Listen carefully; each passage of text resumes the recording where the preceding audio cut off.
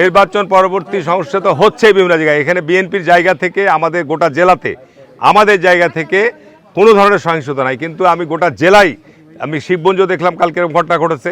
বিভিন্ন জায়গায় এই ধরনের ঘটনা ঘটছে, ঘটানোর চেষ্টা করছে।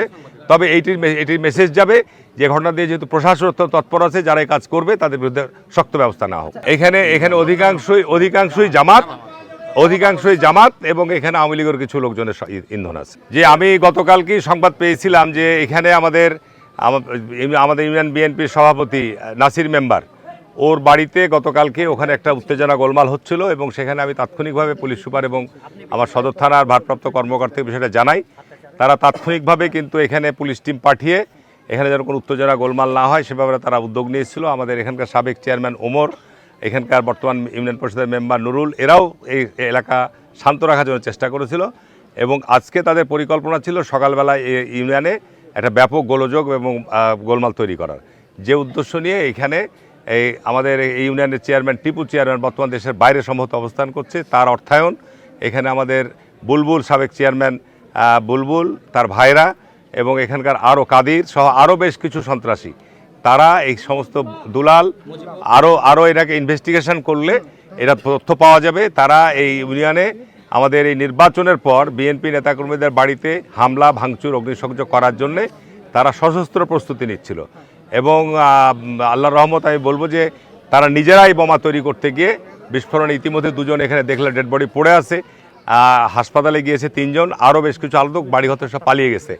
এখানে তাৎক্ষণিকভাবে সকালে সংবাদ পাওয়ার পর আইন প্রয়োগকারী সংস্থা, এখানে রাজশাহী থেকে ডিআইজি এসছে, এখানে পুলিশ সুপার, থানার ভারপ্রাপ্ত কর্মকর্তা, র্যাব এবং বিজিবি, এটা সীমান্তবর্তী এলাকা, সকলে এখানে উপস্থিত হয়েছে, সেনাবাহিনীর টিমও পরিদর্শন করে গেছে। আমি ধন্যবাদ জানাচ্ছি আইন প্রয়োগকারী সংস্থাকে। আমি মনে করি যে এই ঘটনার জন্য যারা জড়িত তাদের বিরুদ্ধে যত দ্রুত সম্ভব তদন্ত সাপেক্ষে তাদের বিরুদ্ধে কঠোর ব্যবস্থা নিতে হবে দেশে আইন শৃঙ্খলা পরিস্থিতিকে ঠিক রাখার জন্যে। এবং এই 5ই আগস্টের পর যারা বাংলাদেশে মুভ তৈরি করছিল, যারা আইন হাতে তুলে নিয়ে বিভিন্ন জায়গায় বাংলাদেশের বিশৃঙ্খলা তৈরি করছিল, তারাই আজকে এই অপরাধ সংগঠিত করেছে।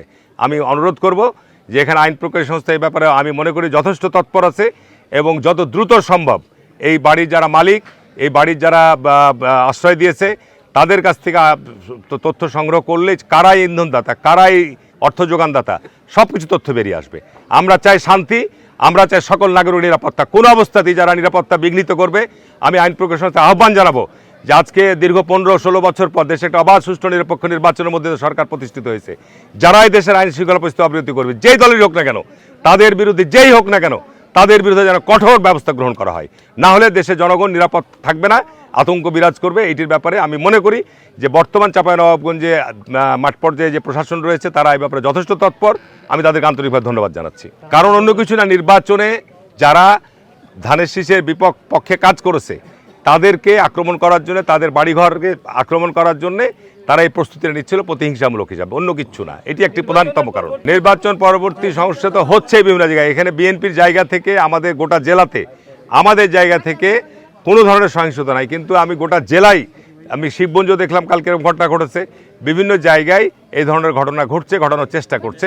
তবে এইটির মেসেজ যাবে যে ঘটনা দিয়ে যেহেতু প্রশাসন তৎপর আছে, যারা এই কাজ করবে তাদের বিরুদ্ধে শক্ত ব্যবস্থা নেওয়া হোক। আমি একজনের কথা শুনেছি আমার ইউনিয়নের, আমি এখনও পরিচয় সঠিক, দুলালের ভাতিজা, রানীহাটি ইউনিয়নের এখানকার একটা, আর চরবাগডা দুলালের ভাতিজা, আর একটা আছে রানীহাটি ইউনিয়নের, আমাদের ইউনিয়নের। এগুলো জামাত এবং আওয়ামী লীগের লোক, জামাত এবং আওয়ামী লীগের। এখানে